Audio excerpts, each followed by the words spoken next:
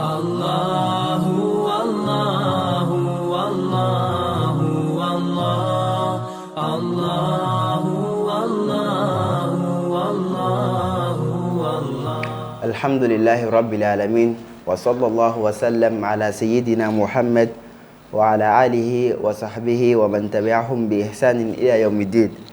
وتمنى كابو يامي TV الإخلاص لا يبغى كلين نبلا جنفو. Amunu sokolin bana amunu banga video si bi ani anga karamoke ani anga imamu nodi ustaz wal imam Abdurrahim Dante nyingal dama don ma ambulo ka tengu anga imamuna ngasani anga nyingali nunu damne ame puma di anga imam yara mafula anga imam fo imam assalamu alaikum wa alaikum assalam wa rahmatullahi wa barakatuh sazami rafo alla jelga ba bekrengere usirola ni alislamiya ka fuli ni Allah subhanahu wa ta'ala fe ala kan be sawaba ma sigini kono ya rabbal alamin amin ala ko dum tayib o temene ka boy be nyingali mu me ambulo ka tenku anga ustaz la o de ka fo islamiya yere joro silamaya joro adamadin ka nyinama konna la ya mina nga ustaz nyingo la ustaz yala yere be jumene fo silamaya joro la adamadin ka nyinama konna la ibe jumene fo la طيب استاذ ala kan da sawaba ma amin silamaya joro islamai ka nyinama kono fo chugo were la dina yere joro harama dinga nyinama kono ni question belele bay bari a question jaabi b'a to mɔgɔ caman b'i tani bila dɔ ɲɛnamaya kɔnɔ bari n'i ye mɔgɔ caman ɲininka o kɔni b'a ye k'a fɔ dɔrɔn ɲɛnamaya la i ka resi i ka nafolo sɔrɔ i ka so sɔrɔ i ka muso furu i ka denw sɔrɔ et puis a banna ala ye jaabi di o la o ko n'a y'a sɔrɔ k'a fɔ ko tun danna o dɔrɔn ma dɔrɔn ko bɛ wele k'a fɔ ko abasu abasu ye mun ye kulonkɛ subhanallah ika ala bonyoya walima ika kulonge dambe kata alama ala ko kalima daninge kulonge kama no ko kafiru ba jigiyati zalika dhannu allazina kafaru kafiru ga jigiyali yodi ko harama dembe du wolni ko kan dro pour plaisir ika nanfolo soro ki ja ika wati ni ga pi katunu do ni ya ke oye iba ika fonna tija foshi dala o dine de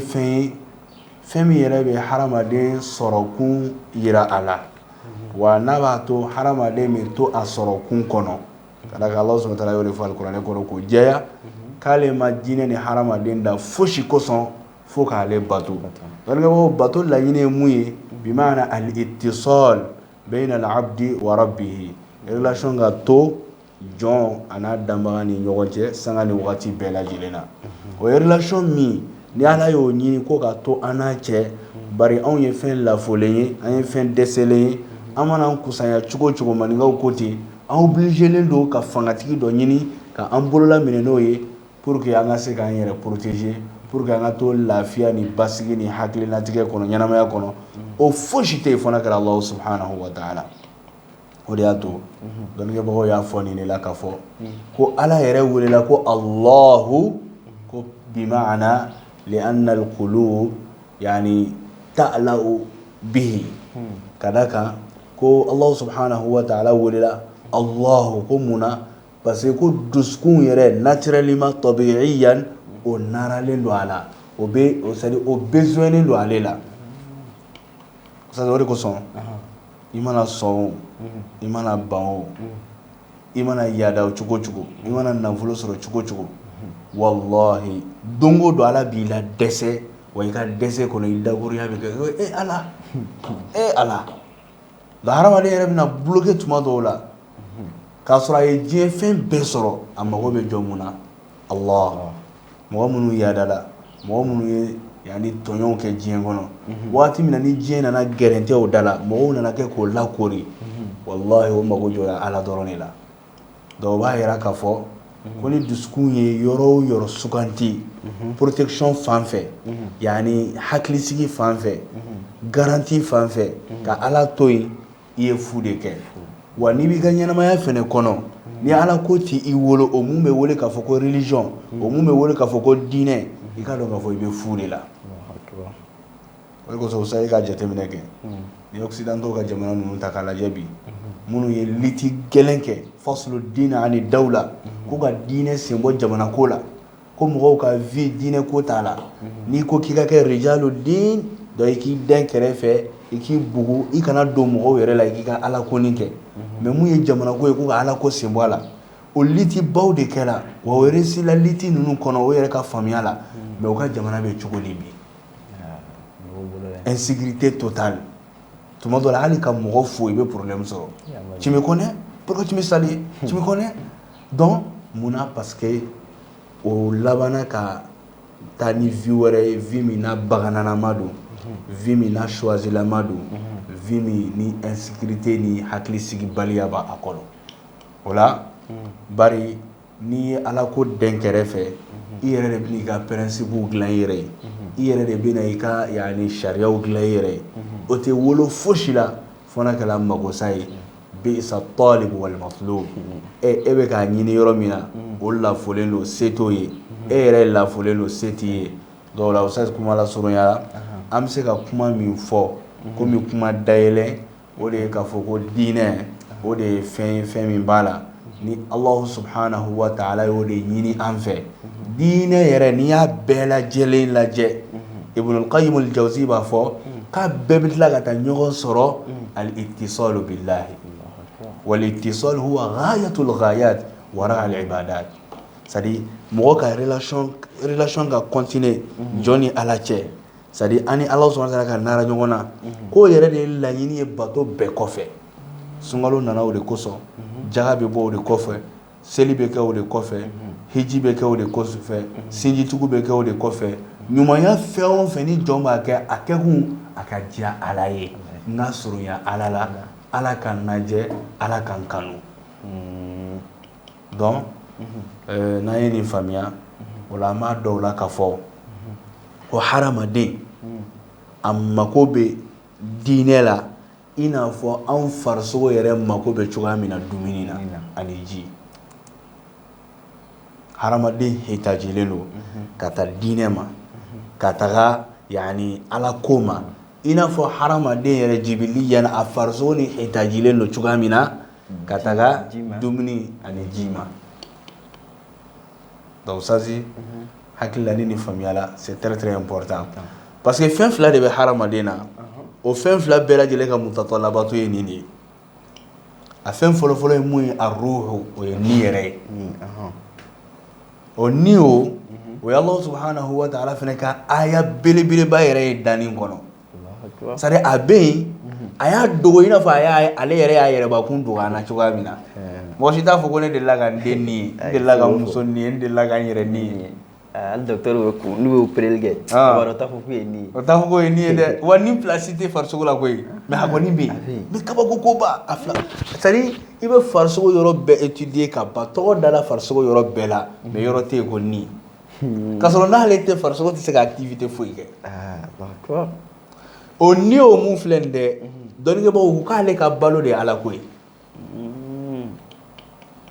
ghizahu ruh al-ibada a bɛna fɔ farisogo bɛ hitaji cogoya min na n'i ye dumuni tigɛ mɔgɔ min na ka ji tigɛ a la peut-être a ka ɲɛnamaya da ye tile fila ye dɛ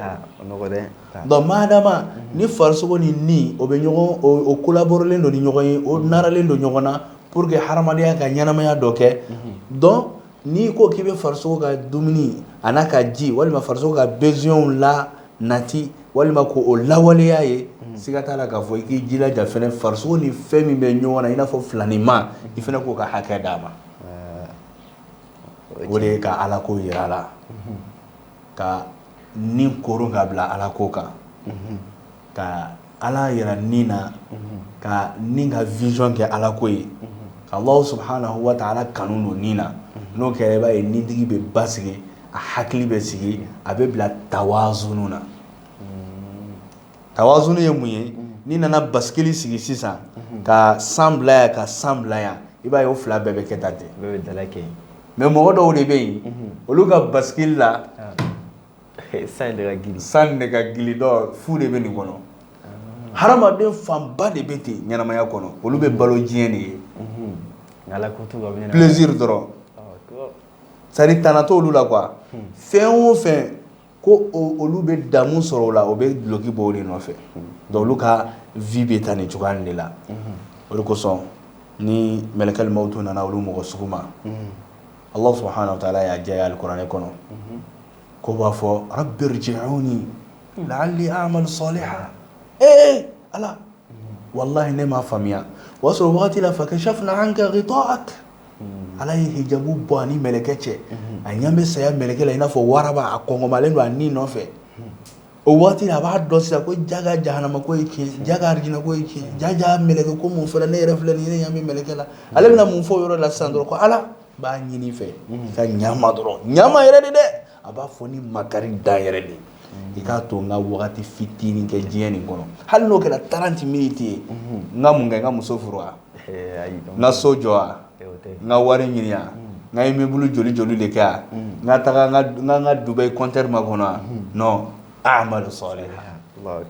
donc hadamaden b'a dɔw la o yɔrɔ de la k'a fɔ ko jako diinɛ de y'a ka jagokun ye wa ale ye fɛn fɛn min kɛ diɲɛ kɔnɔ ni diinɛ tɛ a bɛɛ kɛla fu ye wallahi ala bɛ tile k'anw waju don o don ustaz mais e ka jateminɛ kɛ ni banni kɛla fil waqi milliardaire joli joli de sara kamalen dɔ sanna dugu nin kɔnɔ yan jeune don nafolotigiba tun don milliardaire wallahi ni tun ko k'i ka Mali nafolotigiw jɔ i tɛ se k'i bolo pan a kunna n'i ye compteli kɔni kɛ sabanan a bɛ don o kɔnɔ kamalen ustaz wallahi hali a ma san 45 sɔrɔ ala ye nafolo sugu bɛɛ d'a ma mais ustaz a yɛrɛ ka nafolo de y'a faga parce que ala ko t'a kɔnɔ ala ko t'a kɔnɔ o la ni ala ko donna fɛn fɛn min kɔnɔ o bɛ kɛ koba ye ni ala ko farala fɛn fɛn min kan o bɛ kɛ fɛnba ye n'i ye miliyari sɔrɔ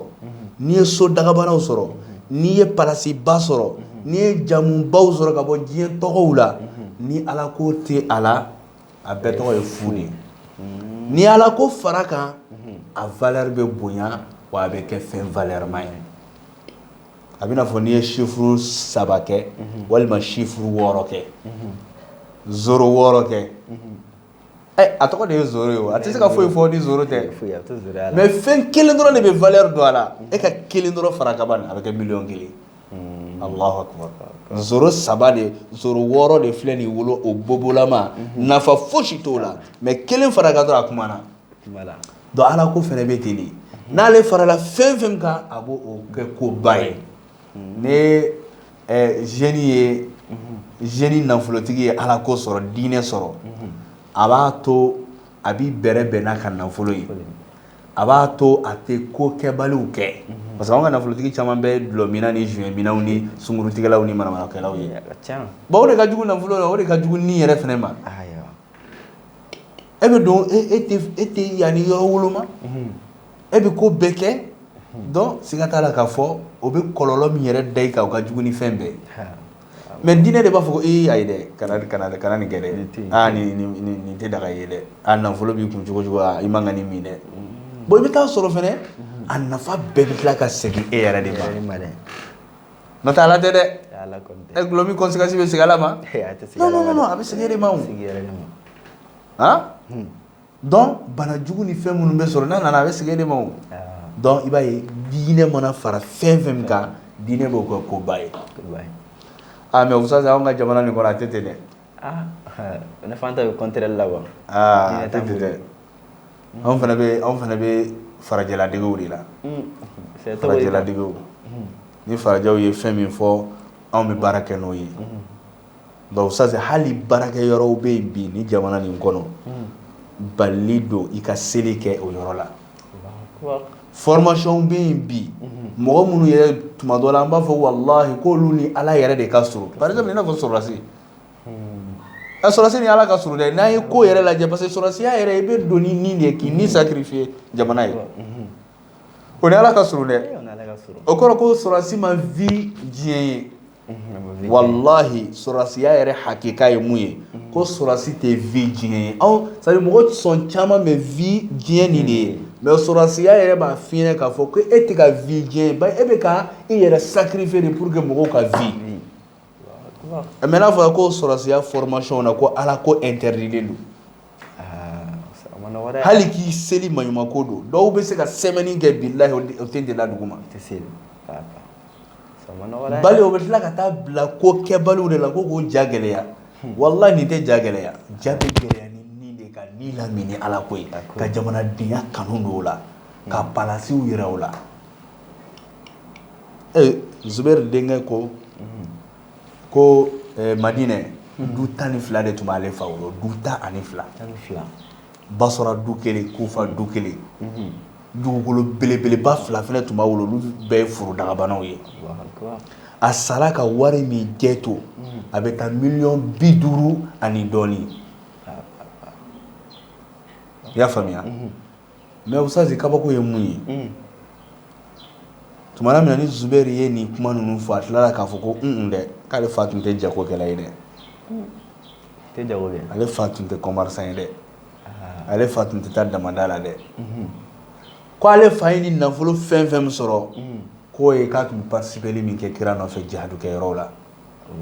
ni ganima min sɔrɔ la n'o tilala ale b'a ta bugun a b'o don fɛn dɔ la a b'i to a b'o kɔlɔsi ni jihadu wɛrɛ sera a bɛ taga a b'o fɛnw to yen n'a nana tuguni a bɛ n'a ye dɔ wɛrɛw sɔrɔ tuguni a bɛ o don marchandise dɔw la a b'o kɛ ten ko ale fa ka nafolotigiya sɔrɔla ten fo ka n'a caya tan donc kɔrɔ ko Zubair tun ye général spécial dɔ de ye kira ka général dɔ tun don Khalid ibn Walid général spécial dɔ de tun don Zubair ibn al-Awwam Ali ibn Abi Talib ninnu bɛɛ tun ye général baw de ye kira wolo olu yɛrɛ ka plaisir tun ye kɛlɛ de ye wa o tun tɛ siran dɛ wa diɲɛ b'o tɔgɔ la fɔ ka taa se diɲɛ wuli ma mais mun de y'o kɛ général ba ye diinɛ wallahi don min na Umaru ye Khalidu jigi ka bɔ a palasi la ka mɔgɔ wɛrɛ bila Khalidu mɔnɛna a dimina a ma ɲa sera Umaru ma e k'a fɔ bi anw ka général dɔ ma o taatɔ kɛlɛkɛyɔrɔ la ko bɔn e ka to yen a bɛ sɔn ka cadeau bila ka taa d'i ma so kɔnɔ parce que fɛn min kan ka ni la mais anw y'o de to yen quoi c'est an ka problème yɔrɔ ka jan dɛ wallahi an ka problème yɔrɔ ka jan Khalidu la jiginnen ka bɔ yen a taara Abubakar fɛ ko Abubakar o tuma ne ye diinɛ tɛnɛ dɔ de ci yan a taara Umar ibn Khattab de fɛ o y'a sɔrɔ Umaru bɛ amir silamɛw ka kuntigiya la ko ne ye diinɛ tɛnɛ dɔ de ci yan Umaru ko ayi a ko tuma n ye fɛn dɔ de kɛ mun tɛ bɛn wa Umaru ko ayi o tuma Umaru e yɛrɛ de nin tɛ n fɛ wa ou bien mun de Umaru ko nin si tɛ a ko Ibnul Walid wallahi billahi ka di ne ye wallahi ko ka di ne ye ka ko ka bon ne ma ko nka ne siranna de silamɛw yɛrɛ de kana lajarabi ni e ye parce que ne taara kɛlɛ la silamɛw bɛ sebagaya sɔrɔ i b'o mankan mɛn de Khalid ibn Walid Khalid ibn Walid Khalid ibn Walid k'ale ko fo n k'a yira silamɛw la k'a fɔ ala ka dɛmɛ gulonnen tɛ mɔgɔ la Khalidu don o Khalidu tɛ o silamɛw bɛ sebagaya sɔrɔ maa dama n'anw bɛ ala fɛ donc nin de ye silamɛya ka idéologie ye a sera ka cɛbaw dilan togodani fitini billahi Madina tun ye togodani fitini de brouche kɔnɔ duguni yɛrɛ mais ni silamɛya sababu ye a yakubayala ka yakubaya kana kɛ duguba ye jazira kɔnɔ bali ka tila ka jazira bɛɛ datugu n'a tɔgɔ ye Madinatu Rasulillah bɛɛ bɛ taa ɲɔgɔn rencontrer yen de Magana ka bonya Magankaw tun bɛ taa Madinɛ de mun de y'a kɛ diinɛ o de y'a to a Rasul sallallahu alaihi wasallam a ka wasiya ba dɔ kɛra don dɔ la ka ɲɛsin Umaru denkɛ yɛrɛ ma n'o de ye Abdullah ibn Umar a ko Ibn Umar diinuka Ibn Umar diinuka innahu lahmuka wa damuka Umaru denkɛ ne b'i ma dɛ i ka diinɛ dɛ k'i k'a dɔn i ka diinɛ y'i sogo ni jeli de an ko diinɛ ko sera nin na an t'o de fɔ an b'o de fɔ ko diinɛ ko sera nin na o yɛrɛ an ka kumakan yɛrɛ de voilà parce que an m'a faamuya o i dankun e yɛrɛ k'a lajɛ kɛ c'est à dire mɔgɔ dɔ ka wolo bi n bɛ to ka nin fɔ tuma bɛɛ n ka kuma kɔnɔ gɛlɛya min daqiqa jiddan mɔgɔ dɔ ka wolo bi san dama dɔrɔn i b'a ye k'a fɔ a donna kalan na maintenant san dama tuguni dɔrɔn k'a ye diplôme sɔrɔ a bɛ baarako de la sisan waati damani a ye baara daminɛ o kɔfɛ dɔrɔn asala e ka najɛ kɛ ni najɛ ka tila k'a laban najɛ ala mɔgɔ bɛ nafa jɔn de sɔrɔ ni diɲɛ nin kɔnɔ sa parce que n'a laban kɔni ye k'a fɔ k'i bɛ tunu kɔni o kɔrɔ bɛ fɛn fɛn sɔrɔ nafa foyi de t'a la donc o kɔrɔ k'a fɔ i ma da diɲɛ nin kama fo mɔgɔw k'o dɔn de ni de ma se ka don hakiliw la a ma da diɲɛ kama dɛ wallahi billahi a ma da diɲɛ kama mais ni diɲɛ tun tɛ an tun tɛ ɲɛnamaya duman dɔn n t'a dɔn i bɛ ka kuma ni faamuya anw ma da diɲɛ kama mais ni diɲɛ tun tɛ anw tun tɛna ɲɛnamaya duman dɔn o de y'a to ala y'an bila ka na diɲɛ kɔnɔ pour que an ka ɲɛnamaya duman dɔn ɲɛnamaya ni bɛɛ b'a kanu a ka di ni bɛɛ ye mɔgɔ si tɛ fɛ i ka sa mɔgɔ si tɛ fɛ i dusu ka kasi mɔgɔ si tɛ fɛ i ka tunu nin ka di ni bɛɛ mais mɔgɔ si tɛ se ka sɔrɔ diɲɛ kɔnɔ a bɛ sɔrɔ min kiyama o de kosɔn ala ko i ma wala akhiratu khayrun wa abqa o de ye hɛrɛ wa o de bɛ to e bɛ k'i yɛrɛ faga ɲɛnamaya min nɔfɛ a tɛ to a tɔgɔ duman tɛ to a nafolo tɛ to a fantanya tɛ to a dusukasi tɛ to a fosi tɛ to o bɛɛ la bɛ ka fɔ diinɛ ko cɛ a y'a ka diinɛ ko daminɛ sa aw kɔni yɛrɛ mɔgɔ yɛrɛ b'i yɛrɛ fɛn ta subhanallah diinɛ kɔrɔ tɛ ko k'i ban damu na sa diinɛ kɔrɔ tɛ k'i kana fani ɲuman don e m'a faamuya de o diinɛ ye limité de ye mun b'a to i bɛ limité k'i ka fɛn bɛɛ la mun b'a to i bɛ ala lajɛ i ka fɛn bɛɛ la n'i y'a mɛn e fɛn fɛn a sababu ɲuman ye ala de ye koyi o de kama ala ni yɔrɔji sigi ka ko bɛɛ lajɛlen na donc ça ni de y'a to rasul sallam a ye sɔnni sigi ni kangarida belebeleba kan kangarida min ye kangarida ba ye ka ɲɛsin umaru denkɛ ma munna ye kuma nin fɔ ka da kan o don kama umaru denkɛ bɛ jate minɛ silamɛya génie ɲumanbaw ye exemple kan ka ta ni mun ye donc a bɛna fɔ rasul filɛ nin ka wasiya ci ka na anw génies fɛnɛ de ma a ma nin fɔ umaru ma n'o tɛ a tun bɛ se ka fɔ umaru ma mais a y'a fɔ umaru denkɛ de ma o tun ye funanŋɛniw de ye o wagati la umaru denkɛ ko n b'i ma dɛ kana i kulonkɛ i ka diinɛ la dɛ innahu lahmuka wa dammuk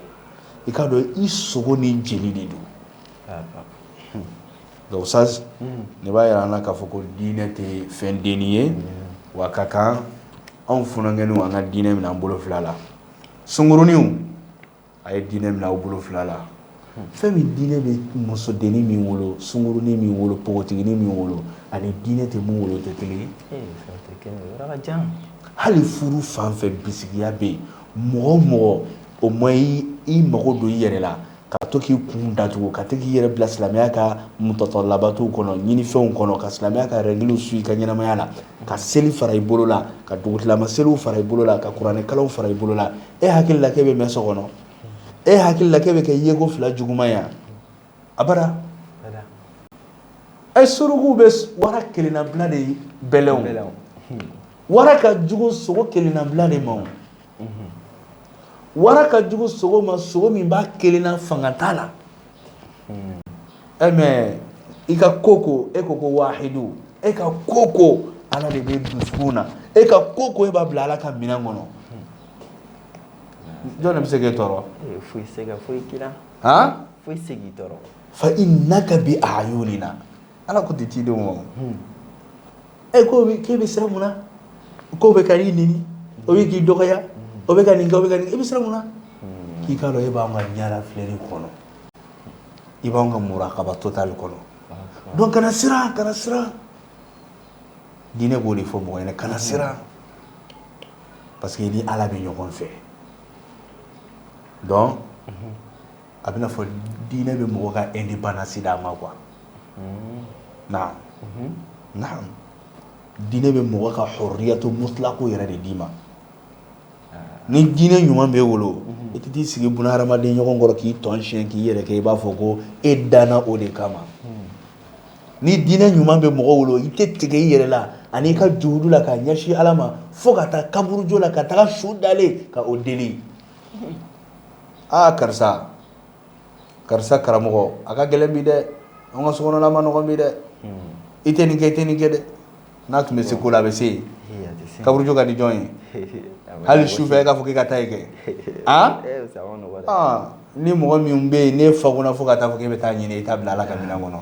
donc diinɛ bɛ mɔgɔw bɔ mɔgɔ bolo kɔrɔ mɔgɔya la k'i bila Ala bolo kɔnɔ sisan an bɛ se ka nin de fɔ yani généralement ka sanga ni ka ɲininkali ye ka sanga fɛnɛ ni wagati yɛrɛ fɛnɛ dɔgɔya ye naam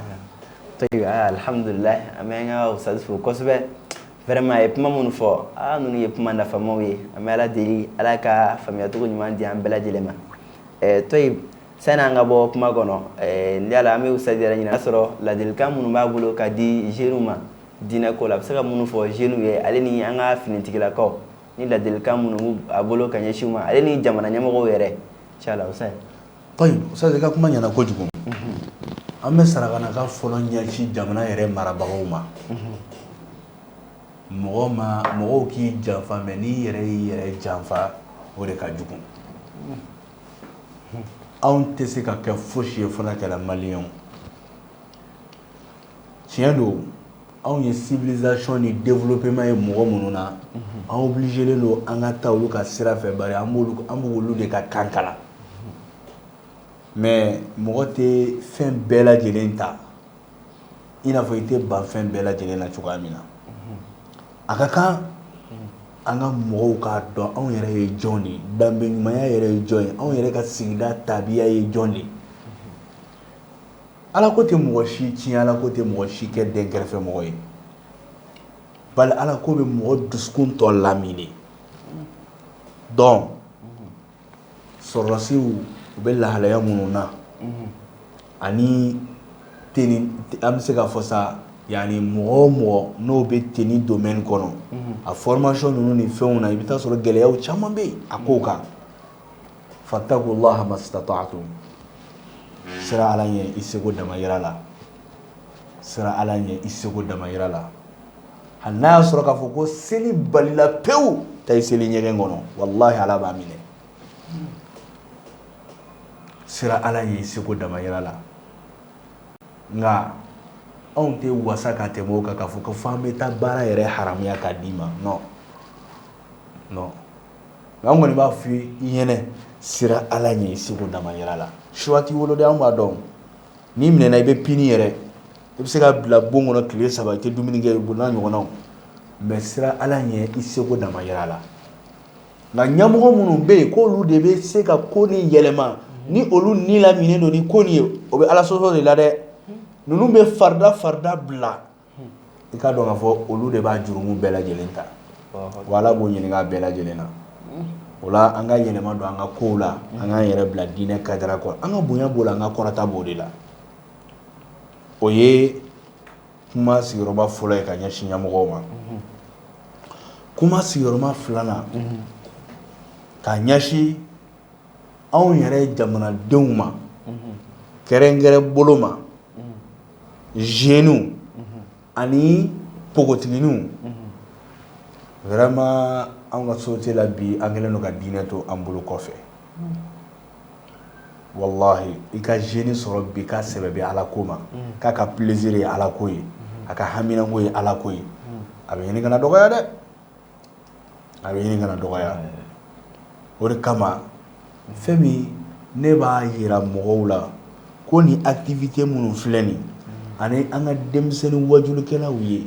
ani denmisɛnninw ye o c'est à dire courage b'o la o bɛ ka kuranikalaw ɲɛɲini ani denmisɛnnin minnu b'a la su ni tile u bɛ conseillenw la bɛn k'a bila réseau sira fɛ n'a y'a sɔrɔ ko baara kan ka mɔgɔ doni teliya bi arijinɛ kɔnɔ wallahi billahi nin y'a baara la belebeleba dɔ ye wallahi n b'a fɔ ni prévu ye e ka lajɛ kɛ c'est à dire anw bɛ k'a bila Ala ko de minɛn kɔnɔ dɛ nin appareil min filɛ nin ye aw b'a bila Ala ko de minɛn kɔnɔ mais mɔgɔ joli de bɛ yen n'o bɛ sinapu ni fɛnw manamana kow la ni nin ye ka ca k'i jɔ u ka so kɔnɔ muso yɛrɛ langolo 12 k'i jɔ k'i yɛrɛ k'i fɛn o bɛ bila TikTok kan o bɛ bila fɛnw kan yɔrɔ bɛ nin bɛɛ kɛ mun kama walasa k'u ka j'aime sɔrɔ walasa mɔgɔ caman k'a lajɛ a banna k'i yɛrɛ kɛ tan a banna donc o bɛ tile min na o bɛ asiri min na n'a yera k'a fɔ ko jeune dɔw appareil b'olu bolo bari olu yɛrɛ bɛ ka maɲumanko kɛ k'a ɲini de pour que k'a kɛ ka diinɛ activité kɛ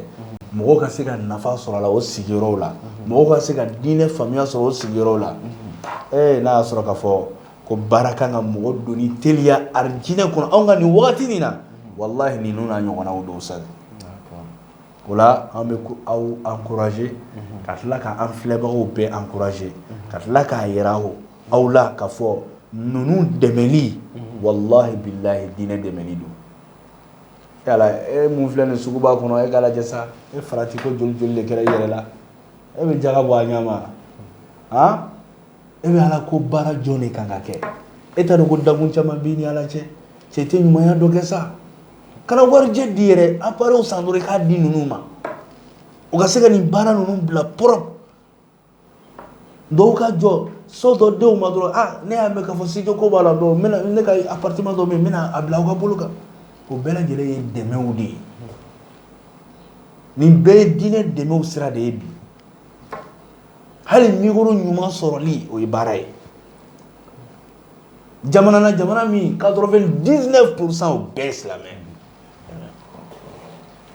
yala anw bɛna taa mun de fɔ ala ɲɛna sa ne bɛ ka mun fɔ tiɲɛ don wa tiɲɛ tɛ mɔgɔw ka statut lajɛ mɔgɔw ka tiktok lajɛ mɔgɔw ka facebook lajɛ kɛ ni appareil dafalen bɛ mɔgɔ mɔgɔ la bɛɛ mɔgɔ lankolon wallahi bila bɛɛ mɔgɔ lankolon mais silamɛ société ni silamɛ yani ONG ni silamɛ jeunes ni silamɛ groupe i bɛ taa sɔrɔ olu de bɛ maɲumankow ni difficultés ni fɛnw na ne filɛ nin ka kuma min kɛ tan yɔrɔ n'i y'a ye i b'a fɔ alhamdulillah mais ni ne y'a fɔ yɛrɛ k'a bɛ ka taa téléphone de la puis téléphone mun tɛ téléphone marque baw yɛrɛ tɛ ala k'e bɛ arijinɛ min kɔ ko n'i b'o arijinɛ kɔ dalen b'a la k'e bɛ don a ɲɛ miliyari bɛ wolo miliyɔn bɛ wolo ma se ka fosi kɛ an bɛ kulonkɛ la dɛ wallahi an bɛ kulonkɛ la o la n ka wasiya laban kɔnɔ n bɛna kuma kuncɛ ni mun ye alakira ko sallallahu alaihi wasallam ko alikiyama jɔ don an ka bɔ ka bin nin bɛɛ kɔfɛ mɔgɔw ka activité nin bɛɛ kɔfɛ hali saya yɛrɛ kɔfɛ difficulté laban min ni hadamadenw bɛna taa don o kɔnɔ ni kow bɛ ban n'o ye bɛɛ ka t'i ta yɔrɔ o de ye siratu tigɛli alakira ko fɛn saba de bɛ yen kɛnɛ kan o don fɛn min bɛ sogonadonni kɛ hadamadenw ye naaninan t'a la a fɛn fɔlɔfɔlɔ ye mun ye rasul sallallahu alaihi wasallam alakira bɛ sogonadonni kɛ alakira bɛ kɛ o don in avocat ye a tugubagaw ye dɛ mɔgɔ minnu ni alakira ko tun ka d'o ye dɛ o t'a fɔ o da la dɛ o b'a lawaleya de olu ka plaisir kira ka vie tun bɛ cogo di kira tun bɛ comporter cogo di kira tun bɛ tɔgɔma cogo di kira ka lahalaya tun bɛ cogo di a ka labɛn tun bɛ cogo di o b'o seko k'a la dɛ bari mɔgɔ tɛ se k'a bɛɛ kɛ f'o fana ka lajɛya dɔw fana bɛ doloki bɔ ka kasi ko fo i ka kɛ komi kira cogoya 100% o ka gɛlɛn dɛ mɔgɔ bɛ seko de kɛ mais i ka laɲini ka k'a ye i ka laɲini ka k'a ye